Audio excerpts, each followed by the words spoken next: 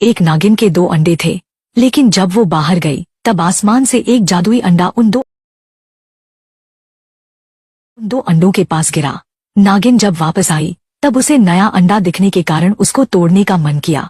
उसने अंडे को तोड़ने की कोशिश की, लेकिन वो उससे नहीं टूटा। तब उसने वो अंडा चुड़ैल के पास दिया। उसने भी अपना जादू इस्तेमाल किया, लेकिन वो अंडा नहीं टूटा। फिर उसने वो अंडा सीमा के पास दिया और कहा, तुम इसको संभालो, क्या पता कुछ जादुई चीज इसमें से निकल आए। सीमा ने उस अंडे को अपने पास प्यार से रख लिया।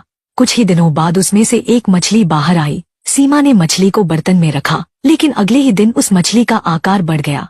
तब सीमा ने उसे बड़े बर्तन में रखा, लेकिन फिर से वो मछली बड़ी हो गई।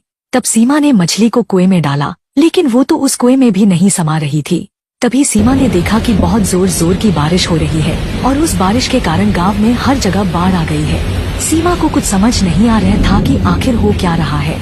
जब बारिश से पूरे गांव में बाढ़ आ गई तब सीमा किसी तरह से बाढ़ से निकलकर पहाड़ी वाले बाबा के पास चली गई और उसके साथ जो हुआ था सब बाबाजी को बता दिया। तब बाबाजी ने ध्यान लगाया और उन्हें दिखा कि धरती के ऊपर जलपरी का एक लोक है जहाँ सब जलपरियों की रानी रहती है। उसके भी 3 अंडे थे। एक दिन एक तांत्रिक चुपके से वहां आया और तीनों अंडों को उठा कर ले गया, लेकिन रास्ते में ही वह एक पत्थर से टकरा कर गिर गया, जिसके वजह से एक अंडा धरती पर आ गिरा। तांत्रिक जल्दी से बाकी 2 अंडों को अपने गुफा में ले गया। वो गुफा कहाँ थी ये किसी को भी नहीं पता था। जब रानी जलपरी को ये बात पता चली तब उसने गुस्से में आकर धरती पर जोरदार बारिश शुरू कर दी। बाबाजी ने ध्यान से बाहर आकर सीमा से कहा, हमें उस तांत्रिक को ढूंढ कर रानी जलपरी को उसके अंडे वापस देने होंगे, तभी उसका गुस्सा शांत होगा। तब तांत्रिक को ढूंढते हुए उन्हें एक पेड़ के नीचे फंसी हुई गंजी चुड़ैल दिखाई दी।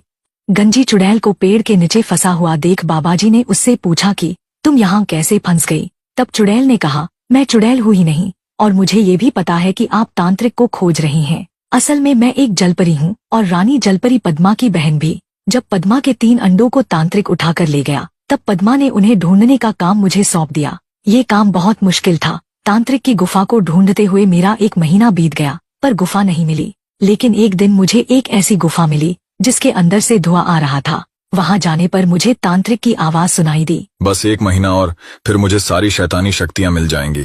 तभी एक आदमी गुफा में चला गया, लेकिन जब मैंने गुफा में जाने की कोशिश की तब एक कवच ने मुझे दूर फेंक दिया। पद्मा ने मुझे विदा करते वक्त एक जादुई त्रिशूल दिया था, जिसकी शक्ति से मैंने उस कवच को तोड़ दिया। कवच के पीछे तांत्रिक उन अंडों के सामने बड़ा हवन कर रहा था, लेकिन कवच के टूटने की आवाज से उसकी नजर मेरे ऊपर पड़ी।